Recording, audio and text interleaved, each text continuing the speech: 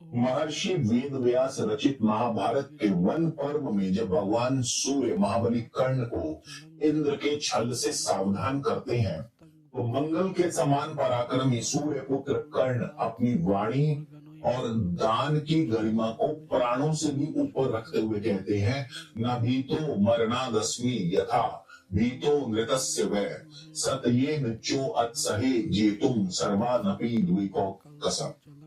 हे सूर्यदेव, मैं मृत्यु से उतना भयभीत नहीं जितना असत्य या अपने वचन के टूटने से डरता हूँ। तो मीन राशि के मेरे प्यारे दोस्तों, इतिहास गवाह है कि कर्ण जैसा दानवीर कोई नहीं, मगर ये भी सच है कि यही दानशीलता कर्ण की मृत्यु का कारण बनी।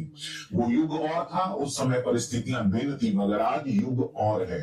आज अगर आपके पास जो भी है आप उसकी कदर नहीं करोगे तो आपको कोई बचा नहीं सकता। जी हाँ, मैं बात कर रहा हूँ 11 मई की। 11 मई को जैसे ही आपके धनेश और भाग्येश मंगल अपनी स्वराशि मेष राशि में प्रवेश करेंगे, आपके जीवन में धन का विस्फोट होगा। दूसरे भाव में उच्च के सूर्य से आपको सब कुछ मिलेगा जैसे कर्ण को मिला था। लेकिन प्रॉब्लम यह है कि दूसरे भाव का मंगल कर्ण की तरह अपनी खूबियों की कदर नहीं करता और अपनी संपत्ति दूसरों में लुटा देता। इसलिए आपको हर हाल में कर्ण तो बिल्कुल नहीं बनना, क्योंकि ये गोचर आपकी वेल्थ और आपके दुश्मन दोनों को भस्म करने की ताकत रखता है। नमस्कार, मैं हूं आपका एस्ट्रो दोस्त चेतन और स्काई स्पीक्स पर आपका स्वागत है। सबसे पहले एक जरूरी बात, राशिफल हमेशा अपने लगन और चंद्र राशि दोनों से देखें, क्योंकि लगन आपका फिजिकल शरीर और एक्शन है, यानी आपकी गाड़ी जिसमें आप बैठे हैं, और चंद्र राशि आपका माइंडसेट है, यानी उस गाड़ी का ड्राइवर। तो जब तक ड्राइवर और गाड़ी का तालमेल नहीं होगा आप मंजिल तक नहीं पहुंच पाएंगे। और ध्यान रहे, ये एक जनरल राशिफल है। आपकी अपनी जन्म कुंडली में ग्रहों की डिग्री, उनकी अवस्था, आपकी वर्तमान दशा अंतर्दशा, इन सब के अनुसार परिणाम भिन्न हो सकते हैं। चलिए पहले जानते हैं ग्रहों की स्थिति। 1 मई को मंगल और शनि आपके प्रथम भाव में होंगे, सूर्य बुध द्वितीय भाव में, गुरु चौथे, शुक्र तीसरे, केतु छठे, राहु 12वें भाव में। अब 11 मई को मंगल आपके द्वितीय भाव में प्रवेश करेंगे, 14 मई को बुध और शुक्र के बीच राशि परिवर्तन, 15 मई को सूर्य तृतीय भाव में गोचर करेंगे। आइए बिना किसी जेनरिक बातों के ज्योतिष के विशुद्ध नियम से डिकोड करते हैं ये ऊर्जा का आपके जीवन के 5 मुख्य स्तंभों, हेल्थ, नौकरी, बिजनेस, आपके फाइनेंस और रिश्तों पर क्या असर पड़ने वाला है। सबसे पहले बात करेंगे हेल्थ की। तो इस महीने आपकी सेहत का गणित सीधे तौर पर आपके प्रथम भाव यानी लगन और छठे भाव दोनों पर निर्भर करता है। आपके प्रथम भाव में 11 मई तक मंगल और शनि की विनाशकारी युति है। लग्नेश गुरु चौथे भाव में बैठकर इसे कंट्रोल करने की कोशिश कर रहे हैं। 11 मई को मंगल जैसे ही लगन से निकलकर दूसरे भाव में आएंगे, आपके कंधों से एक भारी बोझ हट जाएगा। आपको अपने डिसीजन मेकिंग में अभूतपूर्व क्लैरिटी मिलेगी। लेकिन छठे भाव का स्वामी सूर्य 15 मई तक द्वितीय भाव में अपनी उच्च अवस्था में। सूर्य अग्नि कारक है और मंगल भी अग्नि कारक है, तो शरीर के द्वितीय भाव जो है मुख, गला, दांत, इनमें इन दोनों का भयंकर अग्नि प्रभाव रहेगा। यानी आपको बीपी, डिहाइड्रेशन, गले में इंफेक्शन, माइग्रेन आदि की प्रॉब्लम हो सकती है। 15 मई के बाद जब सूर्य तृतीय भाव में जाएंगे तब जाकर आपकी रिकवरी स्पीड से होगी। अपने शरीर को हाइड्रेटेड रखें, क्योंकि ये समय ओवर थिंकिंग से नहीं बल्कि शारीरिक बर्न आउट से बचने का है। अपनी राशि वालों, यही मुझे आपको एक खास बात भी बतानी है। मैंने कई बार देखा है कि मंगल का बढ़िया गोचर है, बुध आदित्य जैसा शानदार गोचर है, उसके बावजूद आपको शुभ फल नहीं मिलते और आप ऐसे में कई बार अपना नुकसान कर बैठते हैं और ज्योतिषी को दोष देते हैं। ऐसा इसलिए होता है क्योंकि आप जनरल प्रेडिक्शन के आधार पर अपने बिजनेस या करियर में ब्लाइंड रिस्क ले लेते हैं, जबकि हो सकता है कि आपकी पर्सनल कुंडली में कोई अशुभ दशा चल रही हो। व्यापार या निवेश में कोई भी बड़ा कदम उठाने से पहले ये अनिवार्य है कि आप अपनी कुंडली का 1-on-1 कंसल्टेशन लें और मेरे द्वारा तैयार की गई 100% hand crafted strategic blueprint report quarterly या एनुअली प्राप्त करें। ये आपके हेल्थ, वेल्थ और करियर के लिए एक फूल प्रूफ रिस्क मैनेजमेंट स्ट्रेटेजी होगी। कंसल्टेशन बुकिंग करने के लिए नंबर जो है स्क्रीन पर दिया है। कई बार अत्यधिक व्यस्तता के चलते मैं फोन नहीं उठा पाता हूं, ऐसे में आप अपना मैसेज जो है व्हाट्सएप पर ड्रॉप कर दीजिए, मैं आपको फ्री होते ही रिप्लाई जरूर करूंगा। तो चलिए नौकरी की बात करते हैं। नौकरी और प्रोफेशन के लिए दशम भाव और छठे भाव को देखा जाता है, जिसके कारक जो है शनि और सूर्य हैं। आपके दशम भाव पर इस समय डबल गोचर का प्रभाव है। चौथे भाव से गुरु की पूर्ण दृष्टि, लगन में बैठे शनि की दृष्टि दशम भाव पर। जब गुरु और शनि दोनों का प्रभाव दशम भाव पर होता है तो ये जीवन में एक मेजर स्ट्रक्चरल चेंज लाता है।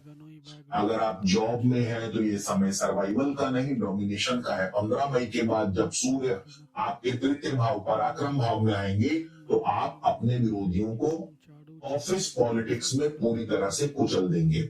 आपका बॉस आपकी लेजर गाइडेड परफॉर्मेंस से हैरान रह जाएगा। आपको कोई नई जिम्मेदारी या लीडरशिप रोल ऑफर किया जाएगा। जो लोग विदेश में नौकरी या ट्रांसफर चाहते हैं उनके लिए 11 मई के बाद का समय नए दरवाजे खोलेगा।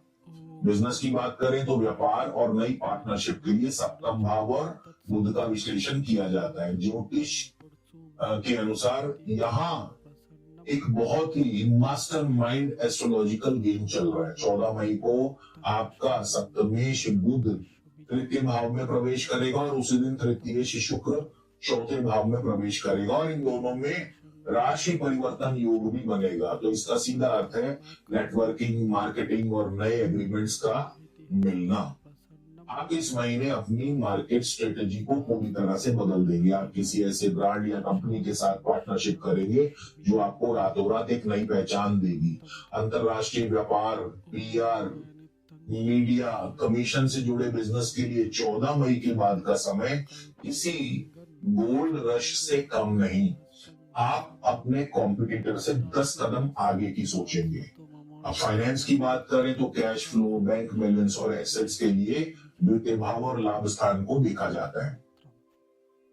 11 मई इस महीने का सबसे बड़ा मेजर इवेंट है। आपका धनेश और भाग्येश मंगल अपने ही घर द्वितीय भाव में गोचर करेगा, जहां पहले से ही उच्च के सूर्य मौजूद हैं। ये एक महाधन योग का निर्माण कर रहे हैं, यानी द्वितीय भाव में धन का विस्फोट। आपके खाते में अचानक भारी लिक्विडिटी आएगी।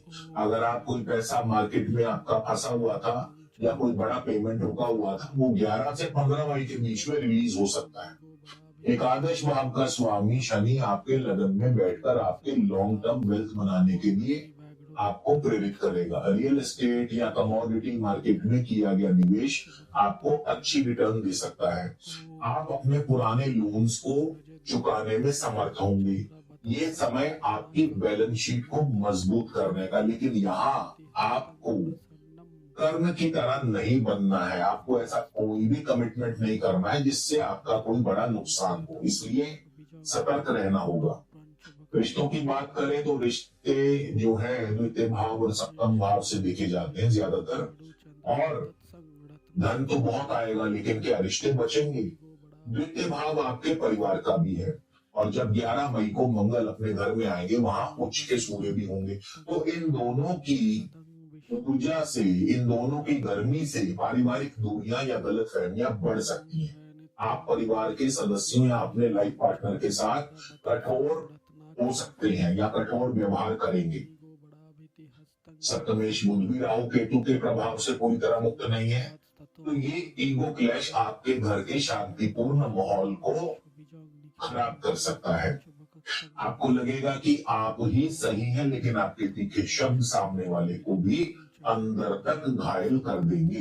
रिश्तों में कूटनीति का इस्तेमाल करें, क्रोध का नहीं। अब बात करेंगे उपायों की, क्योंकि उपाय बहुत जरूरी हैं। ज्योतिष जहां हमें रास्ता दिखाता है वही समाधान भी देता है।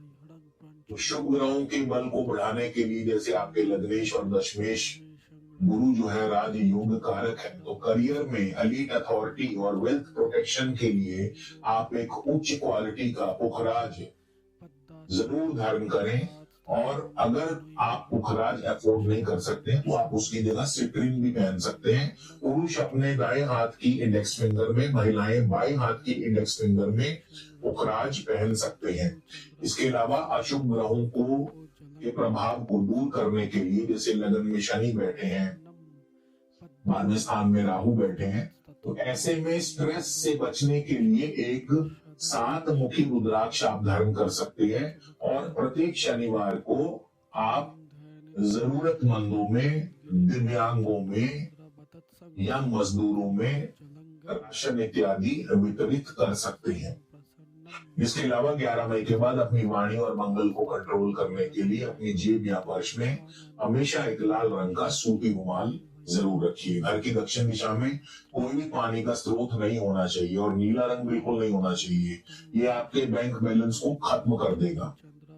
तो मीन राशि के मेरे प्यारे दोस्तों, 11 मई के बाद का समय आपको राजा बनाने के लिए आ रहा है, बशर्ते आप अपने अहंकार को हावी ना होने दें और किसी से भी ओवर कमिटमेंट ना करें। आपको ये विश्लेषण कैसा लगा कमेंट करके जरूर बताइएगा, और अगर अच्छा लगा तो अपने दोस्तों मित्रों के साथ शेयर करें, चैनल को सब्सक्राइब करें, और व्यक्तिगत परामर्श के लिए स्क्रीन पर नंबर दिया है। तो इसी के साथ विदा लेता हूं, अगले वीडियो में फिर मिलेंगे। जय श्री कृष्ण।